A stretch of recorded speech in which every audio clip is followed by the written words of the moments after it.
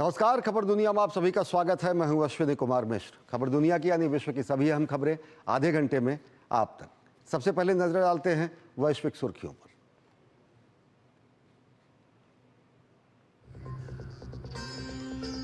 Israel Hezbollah के बीच युद्ध की आशंका से पश्चिम एशिया में भारी तनाव। इजराइल ने राजधानी बेरूत सहित लेबनान के कई ठिकानों पर किए हवाई हमले, 8 लोगों की मौत, 59 घायल। हिजबुल्लाह का शीर्ष कमांडर इब्राहिम अकील हुआ ढेर। हिजबुल्लाह ने उत्तरी इजराइल पर दागे रॉकेट।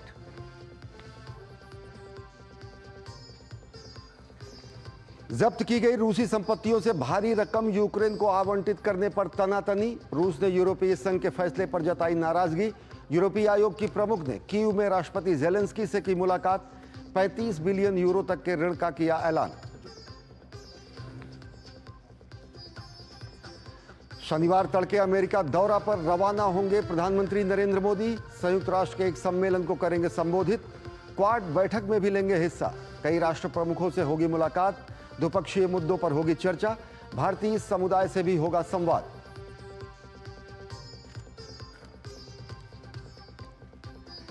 श्रीलंका में शनिवार को राष्ट्रपति चुनाव। लगभग 1 करोड़ 70 लाख मतदाता लिखेंगे उम्मीदवारों का सियासी भविष्य।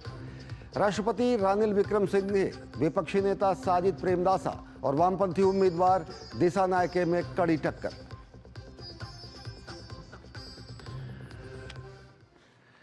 और सबसे पहले रुख करते हैं एशिया की ओर।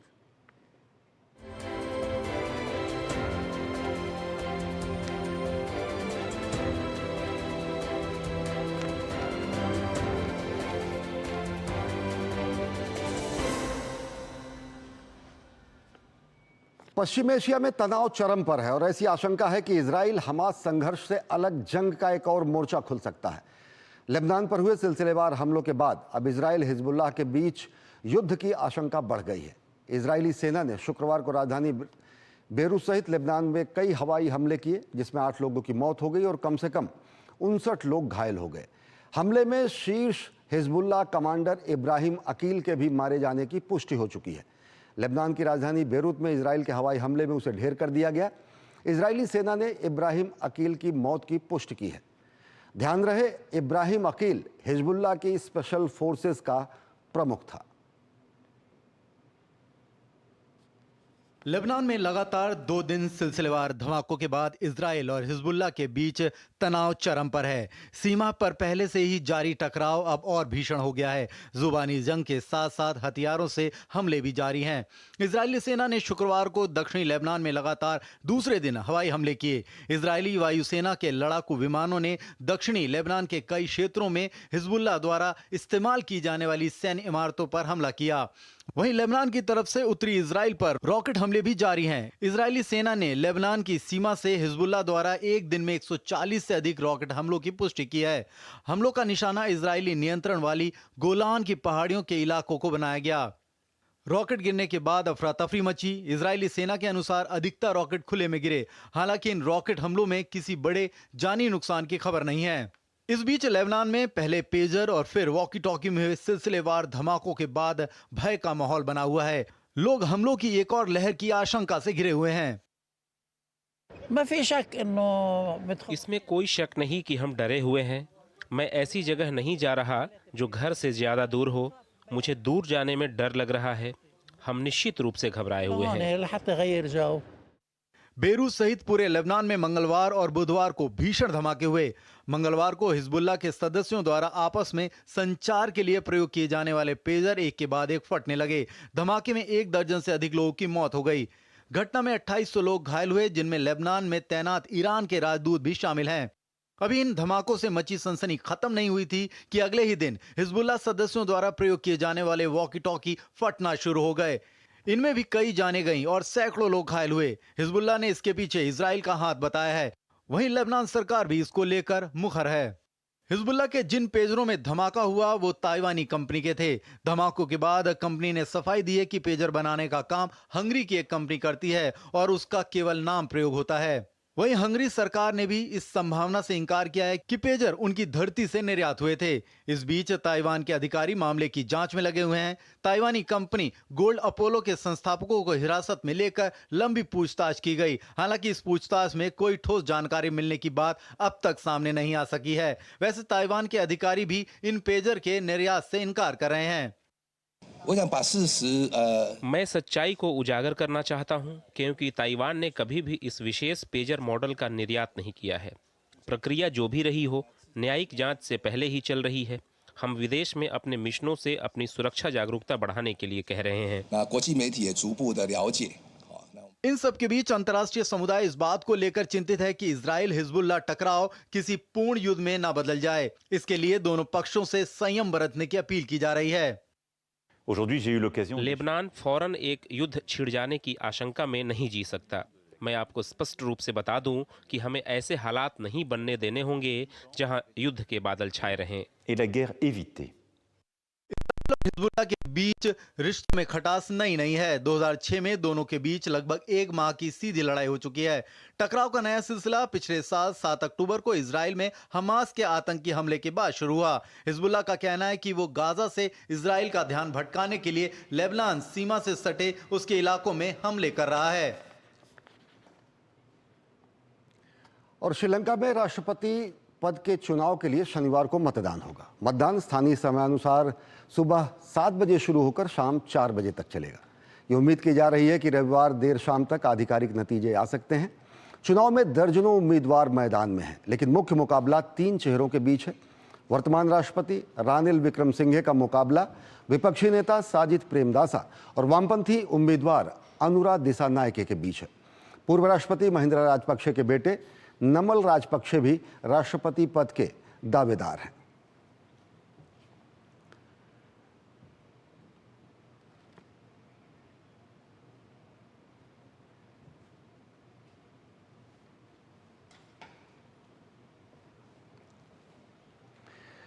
और श्रीलंका के ये चुनाव किन मायने में महत्वपूर्ण है, क्योंकि वहां पर आर्थिक संकट आने के बाद अब 2 वर्ष बाद पहली बार वहां पर चुनाव हो रहे हैं। किन किन लोगों के मुख्य मुकाबले में हैं, कौन कौन से ऐसे प्रमुख नेता हैं जो कि जिन पर तकरीबन 1 करोड़ 70 लाख से ज़्यादा मतदाता अपने मताधिकार का प्रयोग करेंगे, हम आपको विस्तार में बताते हैं।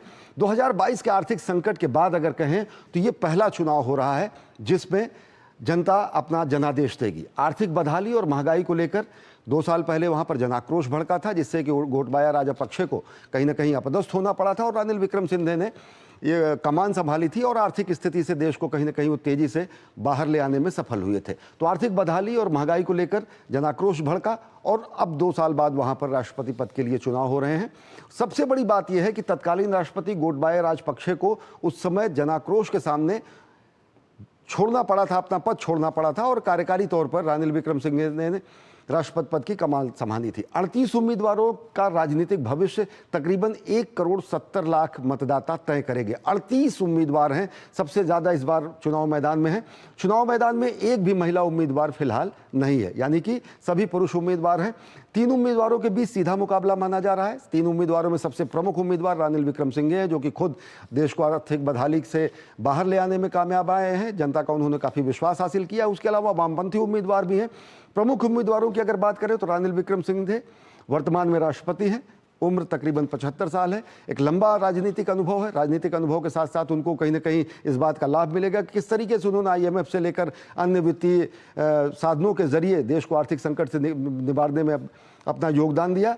गोटबाया राजपक्षे के अपदस्थ होने के बाद से उन्होंने कमान संभाली, ये जगजाहिर बात है, और तेजी से उन्होंने वहाँ पर आर्थिक सुधारों की बात जनता के सामने रखी। आर्थिक स्थिति को, बदहाली को देश से उबारने में उन्हें काफ़ी कुछ कामयाबी मिली है। स्वतंत्र उम्मीदवार के तौर पर ये चुनाव लड़ रहे हैं रानिल विक्रमसिंघे। वो किसी भी राजनीतिक दल से संबद्ध नहीं है। मुश्किल आर्थिक हालात में नेतृत्व के लिए उनको समर्थन मिलता है। जनता में एक कहीं ना कहीं विश्वास जगा है कि आर्थिक हालात से उन्होंने उबारने में काफ़ी मदद की। IMF से जो राहत पैकेज हासिल हुआ था उसमें भी उनका बड़ा योगदान था, क्योंकि रानिल विक्रमसिंघे का जो अंतर्राष्ट्रीय कद है वो काफ़ी एक परिपक्व नेता का है। देश की आर्थिक सेहत ठीक करने के लिए उन्होंने कई सुधार किए। उन सुधारों के लिए उन्होंने कहीं ना कहीं आलोचना का सामना करना पड़ा, तो जनता ने समर्थन भी दिया है। लेकिन उनके ऊपर जो आरोप लगता है वो ये लगता है कि राजपक्षे परिवार को राजनीतिक रूप से स्थापित करने में वो मदद करते हैं। राजपक्षे परिवार को बढ़ावा देने के उनके ऊपर आरोप लगते हैं। राजपक्षे परिवार को दिए गए को फिर से एकजुट करने के लिए और राजनीतिक शक्ति बनाने के लिए ये प्रयास करते हैं, ऐसा वहाँ पर लोगों की धारणा है। विपक्षी दल भी ये कहते हैं और साथ ही साथ ये माना जाता है कि रानिल विक्रमसिंघे कहीं ना कहीं गोटबाया राजपक्षे परिवार से उनका समर्थन करते हैं, परोक्ष या अपरोक्ष रूप से। श्रीलंका राष्ट्रपति चुनाव की अगर बात करें तो अन्य प्रमुख उम्मीदवारों में सजित प्रेमदासा हैं। सजित प्रेमदासा विपक्षी गुट समागी जन बालगेवया के नेता हैं और पिछले राष्ट्रपति चुनाव में ये दूसरे नंबर पर इनको हासिल हुआ, तो दूसरे स्थान पर ये रहे थे जब ये चुनाव हुए थे। कई सरकारों में ये मंत्री हैं, राजनीतिक अनुभव है इनको, राजनीतिक रूप से परिपक्व हैं, राजनीतिक लंबा इनका राजनीतिक अनुभव का वो है। चुनाव में अमीरों पर अधिक टैक्स लगाने का इन्होंने वादा किया है, जो कि कहीं ना कहीं लोक लुभावन तरीके से जनता को आकर्षित कर सकती है। गरीबों को राहत पहुंचाने के लिए भी उन्होंने कई प्रयास करने का वादा किया है। सजित प्रेमदासा की अगर बात करें, पिता रणसिंघे प्रेमदासा राष्ट्रपति रह चुके हैं, यानी कि जो राजनीतिक विरासत है उसी को कहीं ना कहीं आगे बढ़ाने की कोशिश कर रहे हैं सजित प्रेमदासा इस चुनाव में। ये चुनाव कल होंगे और सुबह 7 बजे से लेकर 4 बजे तक मतदान होगा। एक अन्य प्रमुख उम्मीदवार की अगर बात करें तो अनुराग कुमारा दिसानायके, ये वामपंथी रूप से रुझान रखने वाले व्यक्ति हैं। जनता विमुक्त पेरामुना यानी JVP पार्टी के नेता बताए जाते हैं दिसानायके। और अनुराग कुमारा दिसानायके की अगर बात करें तो अनुराग कुमारा दिसानायके कहीं ना कहीं नेशनल पीपुल्स पावर यानी NPP गठबंधन की ओर से राष्ट्रपति पद के उम्मीदवार हैं। एक वामपंथी रुझान रखने वाले मार्क्सवादी विचारों के लिए जाने जाते हैं और उम्र तकरीबन 55 वर्षीय है, यानी कि अन्य जो उम्मीदवार हैं उनके मुकाबले युवा हैं। 55 वर्षीय वामपंथी रुझान रखने वाले इस नेता पर भ्रष्टाचार पर नियंत्रण और सुशासन सुनिश्चित करने का इन्होंने जनता के बीच में वादा किया है। तो अगर देखें तो 3 प्रमुख ऐसे चेहरे हैं जिन पर कहीं ना कहीं ये चुनाव टिका हुआ है। तकरीबन 38 उम्मीदवार हैं। 38 उम्मीदवारों में प्रमुख उम्मीदवारों की हम चर्चा कर रहे हैं।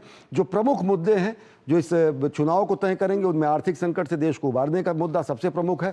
आर्थिक संकट से निजात दिलाने के लिए जो कड़े कदम उठाए गए हैं उसका कहीं ना कहीं परोक्ष अपरोक्ष लाभ मिल सकता है रानिल विक्रमसिंघे को।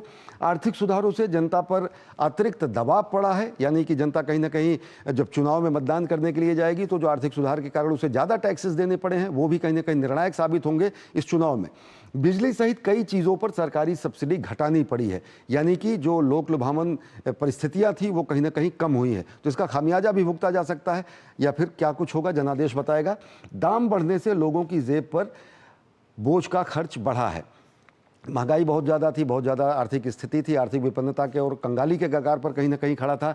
सरकार का तर्क ये है कि राजस्व बढ़ाने के लिए मुश्किल फैसले लेने जरूरी थे, क्योंकि उन्हीं फैसलों के आधार पर ही IMF से उनको अतिरिक्त वित्तीय सहायता हासिल हो चुकी थी। धीरे धीरे सुधार हो रही है आर्थिक सेहत में श्रीलंका की, ये वहाँ की सरकार का, वर्तमान सरकार का दावा है।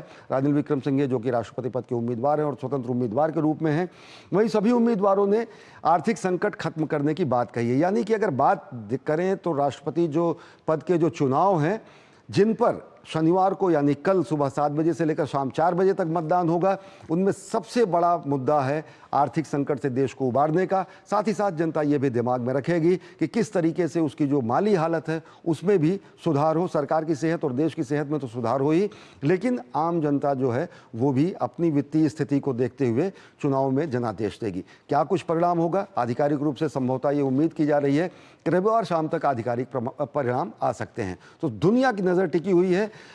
यूरोपीय देशों ने तकरीबन 38 पर्यवेक्षक भी भेजे हुए हैं। दुनिया भर की नज़र श्रीलंका के इस द्वीपीय देश पे लगी हुई है और सबसे बड़ा मुद्दा है वहाँ पर आर्थिक संकट से देश को उबारना, आर्थिक विपन्नता से लोगों को उबारना।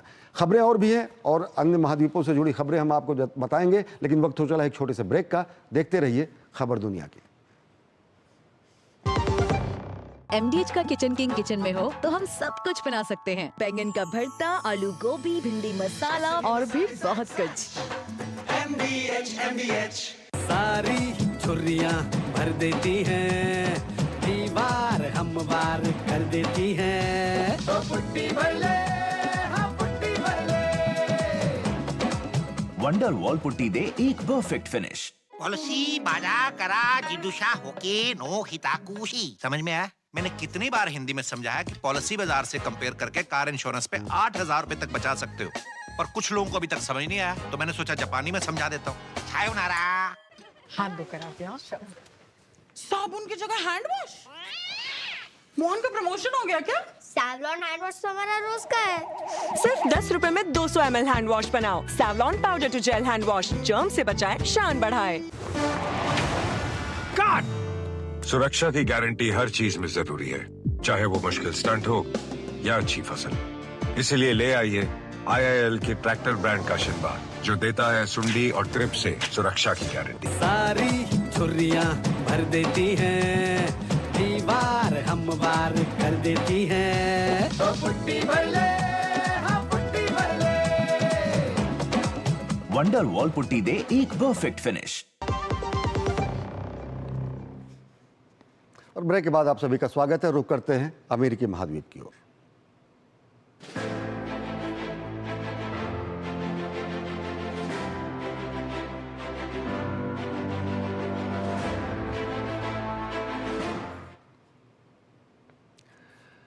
प्रधानमंत्री नरेंद्र मोदी शनिवार तड़के अमेरिका दौरे पर रवाना होंगे। प्रधानमंत्री नरेंद्र मोदी 21 से 23 सितंबर तक अमेरिका दौरे पर रहेंगे। प्रधानमंत्री नरेंद्र मोदी की यात्रा बेहद महत्वपूर्ण मानी जा रही है। प्रधानमंत्री नरेंद्र मोदी UN मुख्यालय में आयोजित समिट ऑफ द फ्यूचर सम्मेलन को संबोधित करने के साथ साथ क्वाड शिखर सम्मेलन में भी हिस्सा लेंगे। प्रधानमंत्री की अमेरिका यात्रा के दौरान कई राष्ट्र प्रमुखों से मुलाकात होगी। प्रधानमंत्री भारतीय समुदाय को भी संबोधित करेंगे। प्रधानमंत्री नरेंद्र मोदी की इस बेहद अहम अमेरिका यात्रा के 3 महत्वपूर्ण पड़ाव हैं। क्वाड शिखर सम्मेलन, अमेरिका में बसे भारतीयों के साथ रिश्तों में नई ऊर्जा का संचार करना और UN मुख्यालय में आयोजित समिट ऑफ द फ्यूचर में शिरकत कर भारत का दृष्टिकोण साझा करना। पीएम के दौरे की शुरुआत क्वाड शिखर सम्मेलन से होगी, जहां 21 सितंबर को राष्ट्रपति जो बाइडेन अपने गृहनगर डेलावेयर में क्वाड नेताओं की मेजबानी करेंगे। The Quad has a very full and substantive agenda on this occasion as well.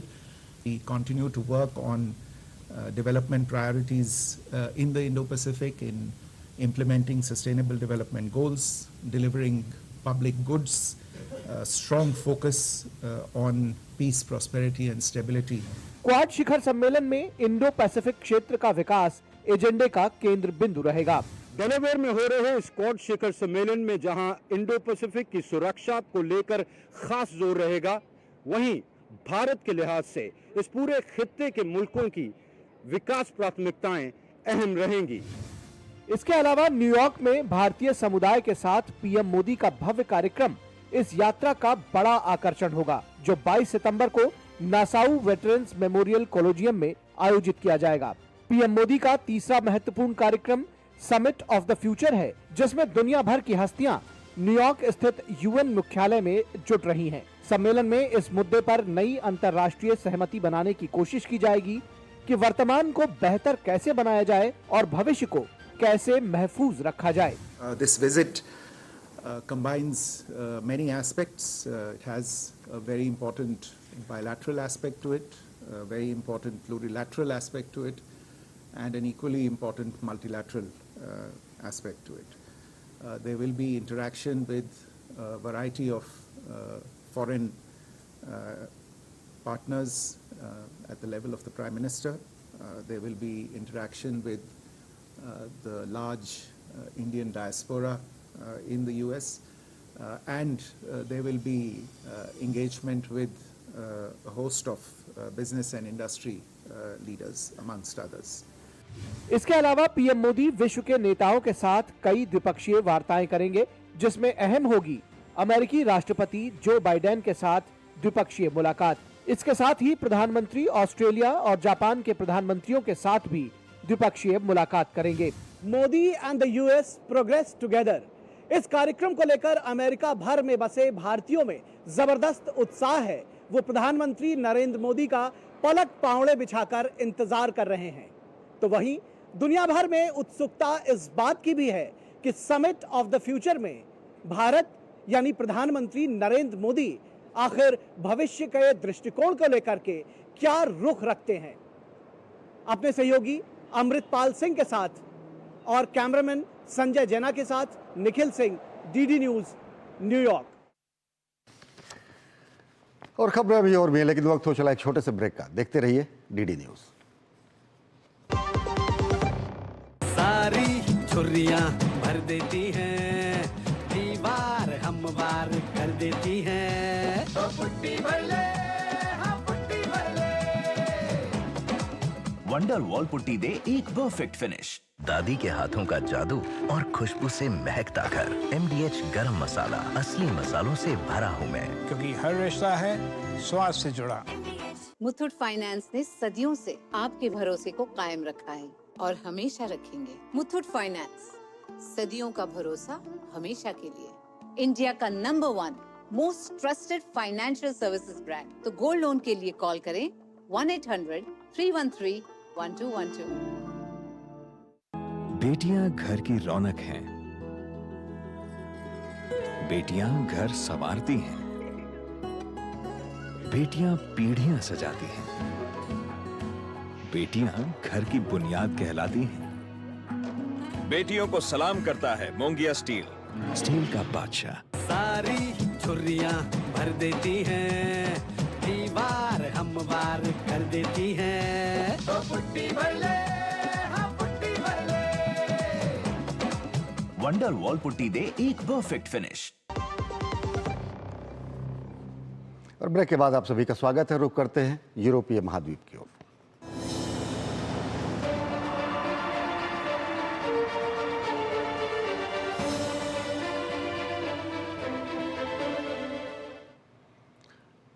रूस यूक्रेन के बीच जारी जंग के मद्देनजर पश्चिमी देशों द्वारा यूक्रेन की लगातार मदद जारी है। शुक्रवार को यूरोपीय आयोग की अध्यक्ष उर्सुला वॉन डेर लेयन ने राजधानी कीव में यूक्रेनी राष्ट्रपति वोलोदिमीर ज़ेलेंस्की से मुलाकात की और इसके बाद जब्त की गई रूसी संपत्तियों से 160 मिलियन यूरो यूक्रेन को देने का भी ऐलान किया। रूस ने फिलहाल इसे पूरी तरह अस्वीकार कर दिया है, खारिज कर दिया है। इस सबके बीच अलग मोर्चों पर लड़ाई लगातार जारी है। रूस का कहना है कि उसकी सेनाएं समयबद्ध तरीके से कुर्स्क क्षेत्र पर नियंत्रण हासिल कर लेंगे।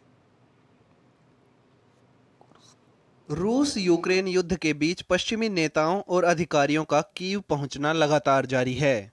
शुक्रवार को यूरोपीय आयोग की अध्यक्ष उर्सुला वॉन डेर लेयन ने राजधानी कीव में यूक्रेनी राष्ट्रपति से मुलाकात की। बैठक के दौरान यूक्रेन को यूरोपीय सहायता से जुड़े मुद्दों पर चर्चा हुई। गौरतलब है कि सर्दियों के दौरान जंग में बने रहने के लिए यूक्रेन को अतिरिक्त सहायता का मुद्दा इन दिनों गरमाया हुआ है। यूरोपीय आयोग की प्रमुख का कहना है कि फ्रीज की गई रूसी संपत्तियों में से 160 मिलियन यूरो यूक्रेन को दिए जाएंगे। यह रकम इस शीतकाल में यूक्रेन की तत्काल मानवीय आवश्यकताओं की पूर्ति के लिए दी जा रही है। वॉन डेर लेयन ने यह घोषणा भी की कि यूरोपीय संघ यूक्रेन की मदद के लिए उसे 35 बिलियन यूरो तक का ऋण देगा। यूक्रेनी राष्ट्रपति बार बार कह रहे हैं कि युद्ध में यूक्रेन की जीत सहयोगियों द्वारा सहायता को लेकर जल्द फैसले पर निर्भर है। सारी योजना भविष्यवाणी हमारे सहयोगियों के तुरंत फैसले पर निर्भर है। यह सब इस पर निर्भर करेगा कि अक्टूबर से दिसंबर के बीच क्या फैसले होते हैं। इस काम में देरी नहीं होनी चाहिए। यूक्रेन को पश्चिम की इस अतिरिक्त मदद से रूस बिफरा हुआ है। रूस ने अपनी सख्त प्रतिक्रिया में कहा कि यूरोपीय संघ का दिमाग खराब हो गया है। रूस ने यह भी कहा कि यूक्रेन को सैन्य सहायता के लिए अतिरिक्त धनराशि आवंटित करके मामले को बर्बादी की राह पर आगे बढ़ाया जा रहा है। रूस इस बात से बेहद नाराज है कि यूरोपीय संघ फ्रीज रूसी संपत्तियों का एक हिस्सा यूक्रेन को आवंटित करने जा रहा है।